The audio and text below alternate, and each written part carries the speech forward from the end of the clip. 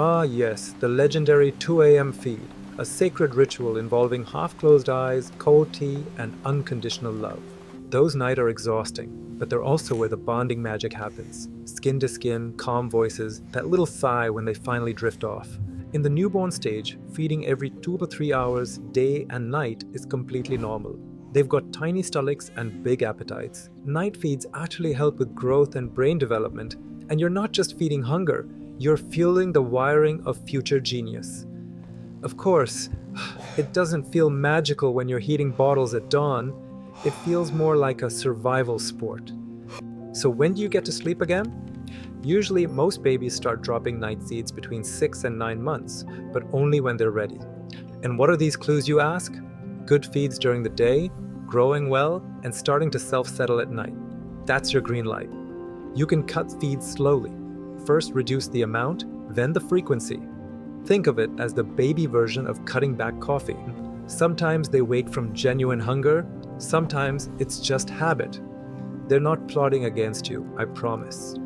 Not every night wake means they need milk. Babies wait for comfort, warmth, or just to check their favorite person's still around. There's also a rumor that switching to formula magically makes babies sleep longer. I hate to break it to you, it's a bedtime myth. Breastfed babies, formula-fed babies, and mixed-feed babies, they all wake. Why? Because babies don't wait for milk type, they wait for you. Formula can take longer to digest, but it's not a sleep hack. Hunger isn't the only reason they stir. Comfort and rhythm plays huge roles too. Every feed, breast or bottle, builds brain connections. You're literally growing neurons with every cuddle and burp. And by about 6 months, not every wake needs milk. Sometimes they just want a little reassurance. A gentle pat says, "You're okay." And yes, you're tired, chronically. The kind of tired that makes you forget what day it is or where you put the baby's sock. But as they eat more solids, their need for night milk drops.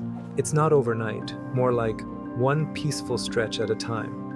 You'll soon swap the bottle for a bedtime song or hand on their chest. Same love, different comfort. So remember, there's no best way to feed, only what works for you and your baby. Fed, loved, and rested is the goal. Whether you're nursing, bottle feeding, or mixing it up, you're doing an amazing job.